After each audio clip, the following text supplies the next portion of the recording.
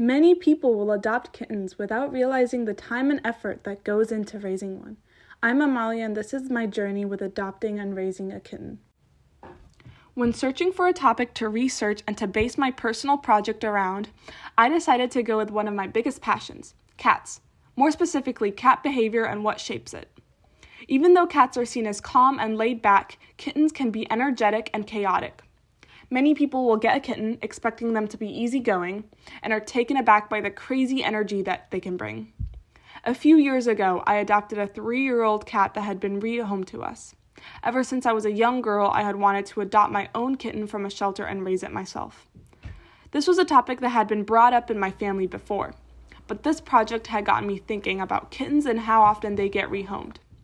According to thezebra.com, around 60% of shelter animals are no longer in their homes 6 months after being adopted. I wanted to know why this is such an ongoing issue and wanted to experience the best or the proper way to raise a kitten using detailed research and planning. In this project, I've used ATL skills to help shape some of the learning methods that I will be using. Critical thinking is one of the most important skills that I will be using. When doing research, I will have to consider information from multiple different perspectives, because my situation might differ from the experience of other people. I will have to know when information is or isn't relevant. One of my research questions and goal for this project is to introduce 2 cats. Therefore, I will have to research information that fits this scenario. I will need to know how to transfer information from my research into real life. One necessary skill is knowing how to implement my knowledge into action. I will need to create a plan with thorough instructions that will lead me onto a path of success. Before going into the research portion, I had to lay out a few questions to act as a guideline. My first question was one of the most important. How will I introduce my new kitten to my current adult cat? This question is extremely relevant to my situation. Before going forward in my plan, I will need to know how to properly introduce 2 cats without causing harm or distress. What challenges might I encounter? Knowing possible obstacles that I will encounter will help me plan ahead for different possible scenarios. When organizing my process, I will need to know where to start. Because I wanted to provide a home for animals in need, I decided to adopt my kitten from an animal shelter. What are some mistakes new kitten owners make? This question will help set rules in place. They will help me identify necessary things and knowledge that I will need.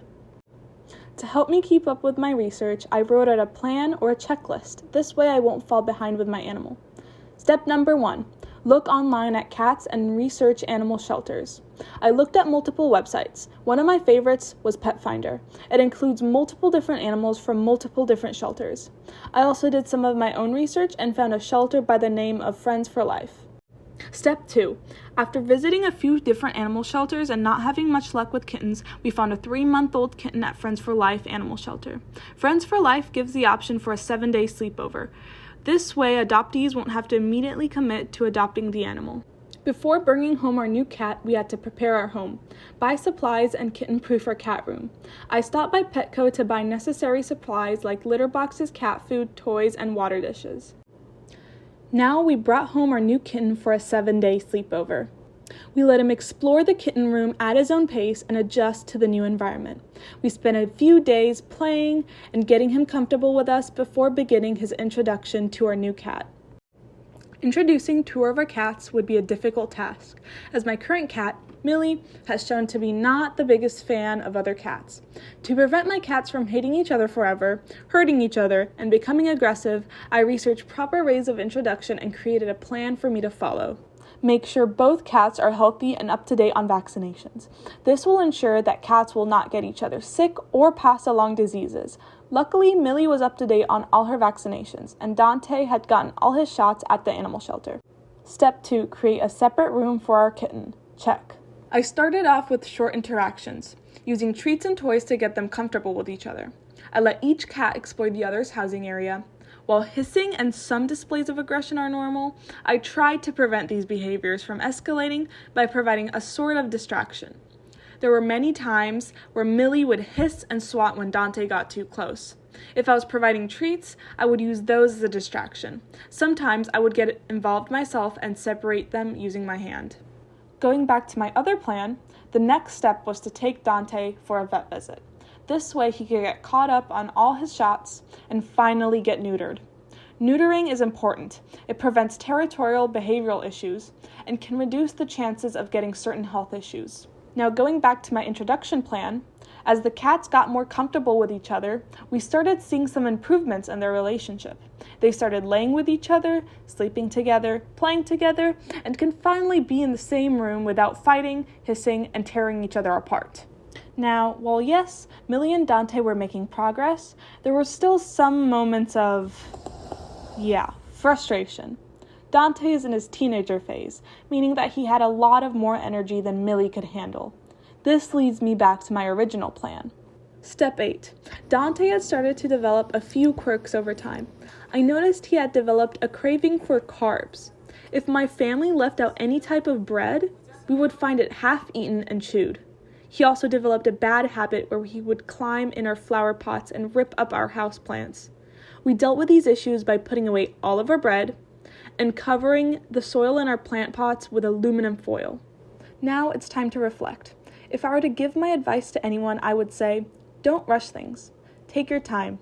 I think when you start to put pressure on your animals to get along, it can create stress. It's okay to take a few steps back sometimes. It's better than putting stress on your animals. Be patient. These are living animals with their own feelings. Not every animal is the same, and other people will go through their own unique experiences.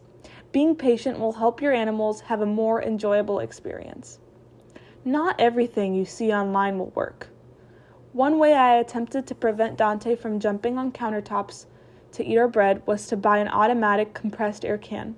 I wasn't a big fan of this solution, as it doesn't work all the time and runs out quite fast.